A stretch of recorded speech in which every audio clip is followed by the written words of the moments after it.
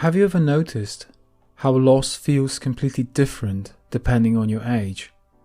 A childhood loss might feel confusing, and adult loss might feel heavy and solemn, but when a teenager grieves, it's something else entirely.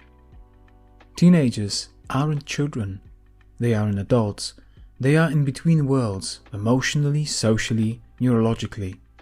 And that in-between space changes how they experience grief. Tonight, on St. John on Air, I explore those differences. Not to compare pain, but to understand it. Grief isn't one size fits all.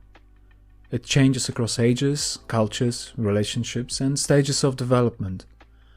Researchers in adolescent bereavement and developmental psychology, such as Dr. J. William Worden and Dr. David Schonfeld, have shown that teenagers often grieve differently from adults, not because their pain is smaller, but because they are still becoming who they are. For adolescents, grief doesn't arrive in a stable emotional landscape. It arrives during identity formation, neurological change, and increasing social pressure. The same loss can shake a teenager and an adult in very different ways. Not in intensity, but in expression of meaning. Adolescence is a period of profound transformation, physically, emotionally, socially, and neurologically.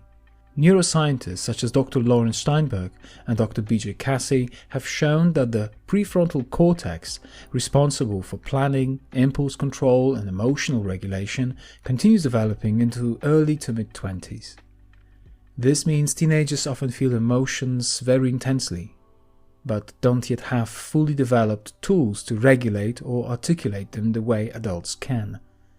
They are not emotionally mature, they are neurologically still under construction.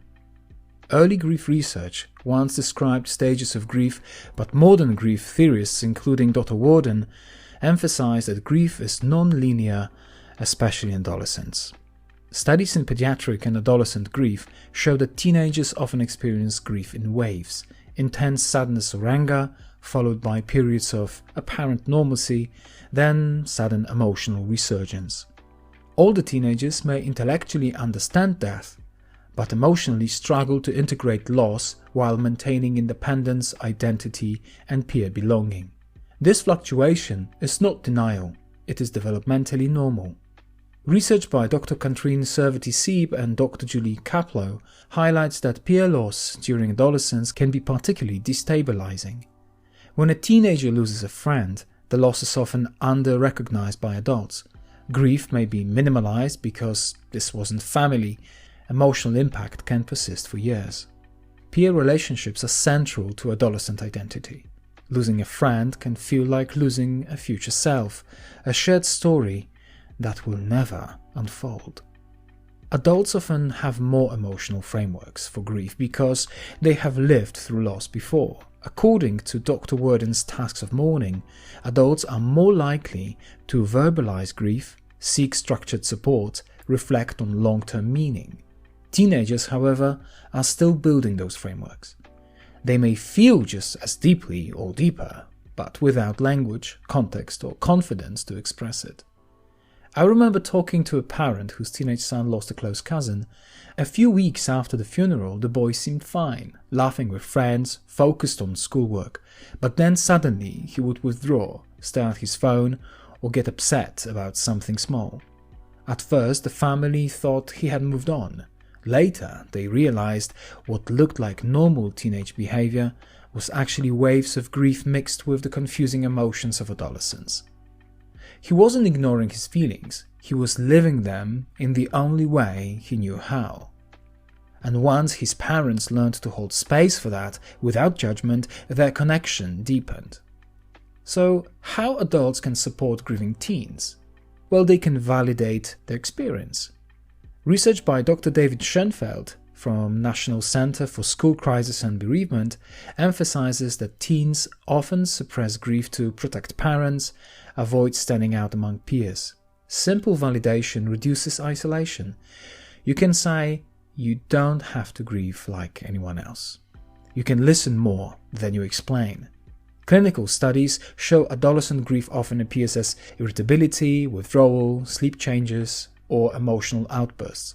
Behavior is communication. Listening without correction or interpretation builds safety. You can offer both space and presence. Grief counselors working with adolescents note that teens often want connection without interrogation. Being available without pressure communicates security. You can encourage healthy expression. Non-verbal processing is well supported in adolescent therapy research. Art, music, writing, movement, quiet reflection. A supportive adult, parent, teacher, mentor significantly improves emotional integration after loss, as Dr. Julie Kaplow puts it. Grief is different at every age, not because one age hurts more or less, but because the person experiencing it brings a different mind, body, and social world to it. Teenagers are building themselves while trying to understand loss.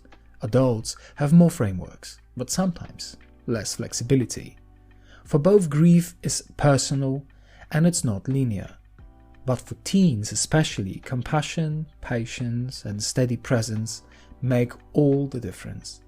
So tonight, if you're walking with a grieving teenager, remember, you don't have to fix their grief. You just need to be with it. Good night, my friend, and may we all learn to hold each other through loss at every age.